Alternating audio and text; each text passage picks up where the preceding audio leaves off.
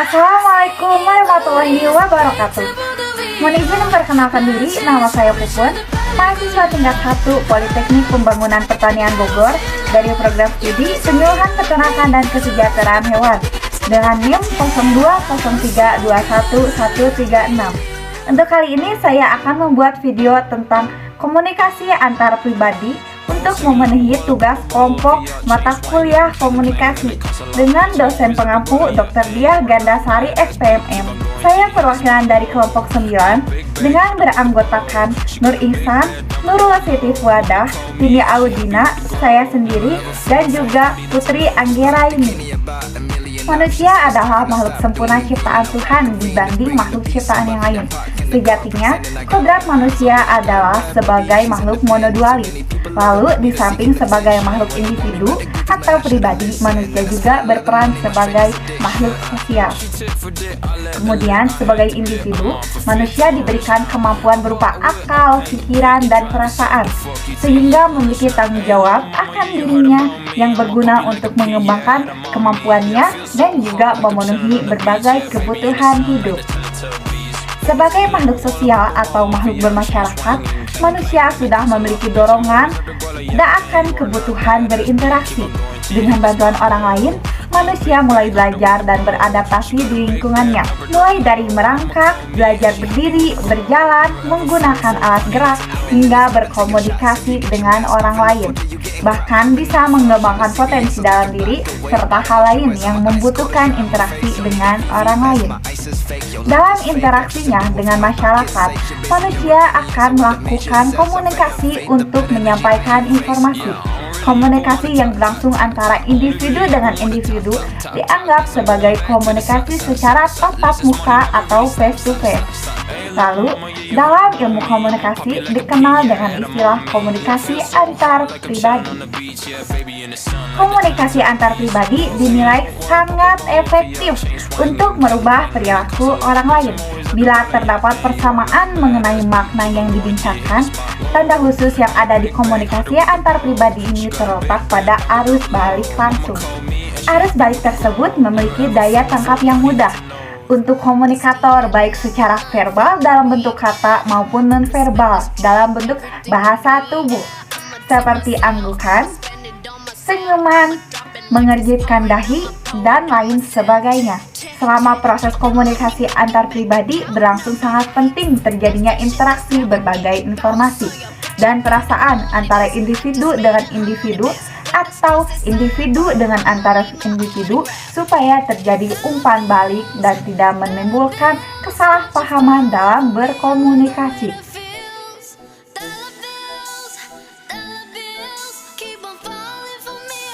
Menurut Joseph E. DeVito dalam buku The Interpersonal Communication Book, komunikasi antar pribadi adalah proses pengiriman dan penerimaan pesan antara dua individu antar individu dalam kelompok dengan beberapa efek dan umpan balik seketika.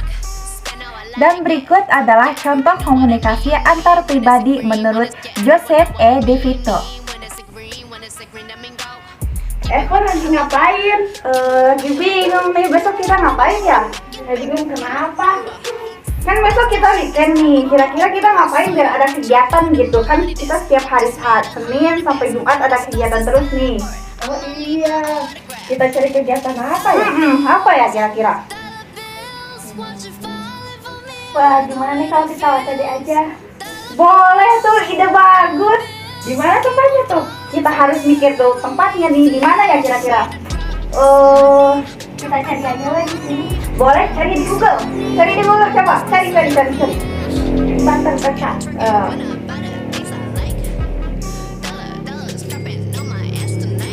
Gimana nih kalau di sini aja? Di mana? Di Pasir Dago. Boleh nih, lihat. Wah, lucu. Boleh. Kayak di apa sih, di hutan-hutan gitu kan, Cina. Berarti kalau kita Outfitnya gimana?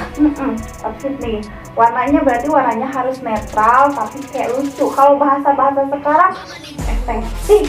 Kayak gitu aja. Warna apa ya kira-kira? Kalau black? Hitam aja hitam. Sedangkan menurut Edward M. Rogers dalam The Paris, Komunikasi antar pribadi merupakan komunikasi dari mulut ke mulut dengan interaksi tatap muka antara beberapa orang pribadi. Selanjutnya, komunikasi antar pribadi menurut Efford M. Rogers. Gengs, lihat. Apa nih? Ada ini katanya ada pesan nih di Facebook. Katanya kata pelatih mau ngeliwet gitu. Oh, acara yang tadi bukan ini syukuran? Iya. Katanya sebagai tanda terima kasih kita mau ngeliwet gitu. Kan kita tadi menang nih turnamen voli, jadi katanya sebagai ucapan terima kasih, terus syukuran juga katanya mau ngelibat gitu. Iya. Iya katanya. Ya udah yuk kita berangkat sekarang, takutnya kesorean. Ya udah yuk. Bentar. Ini nih Ripa kita pas di Cina katanya chat aku nih mau ngajak latihan voli bareng buat tim depan gitu. Boleh, Tuh, bagus tuh. ini mana tempatnya? Ya bentar ya, kita tanyain dulu. Terus kita ajak dulu yang lainnya gitu bersama gitu. Ya. Nanti Tanyain tadi diskusi. di Ini katanya mau di Gor Kasemalan. Untuk waktunya kita habis asar aja gitu. Wih, mantap lah, boleh. Iya. Enak juga kan di itu di Udah panas, Iya. Soalnya kan nanti nih buat minggunya kita bertanding gitu. Oh, jadi latihannya satu nih. Iya. Boleh lah. Ngomong lagi dibahas nih. Tadi pas di final gimana nih pas sama si rival itu yang ngajak ini latihan bareng. Lawannya tuh susah gampang. Mantap sih. Semangatnya bagus. Iya, itu juga yang katanya seneng gitu ya. Terus kita main juga jadi gitu. Jadi lawannya tuh kayak bagus. Jadi kita tuh yang masih belajar jadi tambah semangat. Terus tadi kita masukin berapa sih? Jadi tadi tuh ada yang jus kita 24 kan. Menang juga ada, kalahnya juga ada gitu. Nah itu kan udah terbiasa ya. Biasanya juga Namanya juga pertandingan. Namanya juga pertandingan gitu. Jadi kan ada pokoknya pasti ada kalah, ada yang menang gitu.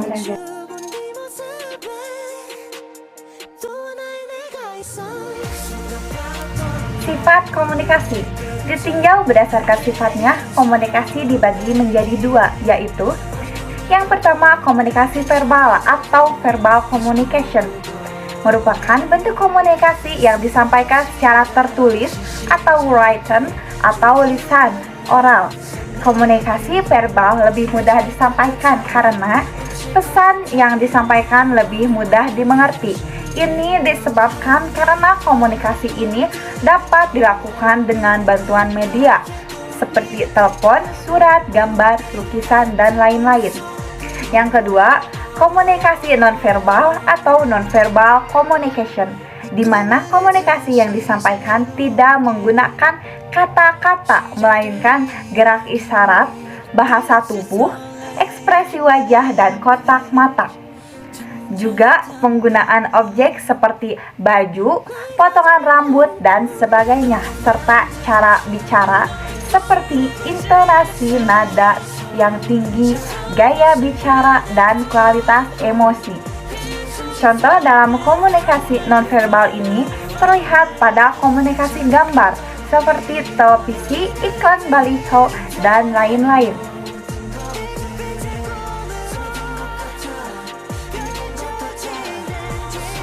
Tujuan komunikasi antar pribadi yang pertama menyampaikan informasi, yang kedua menumbuhkan simpati, dan yang ketiga menumbuhkan motivasi.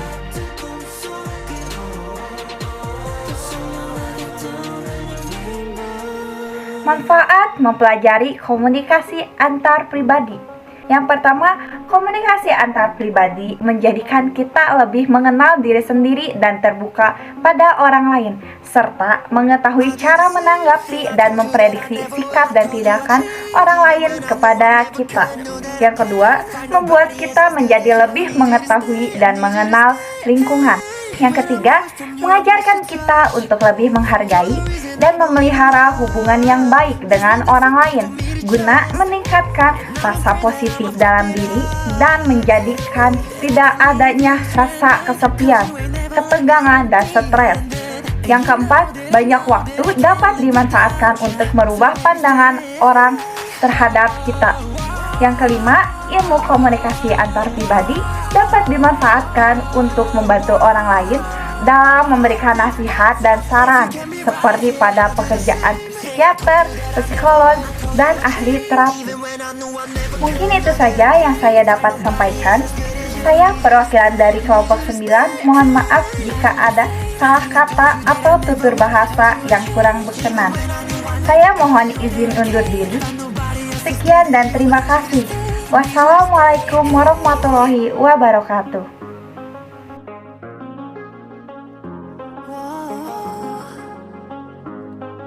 I need you to stay, need you to stay.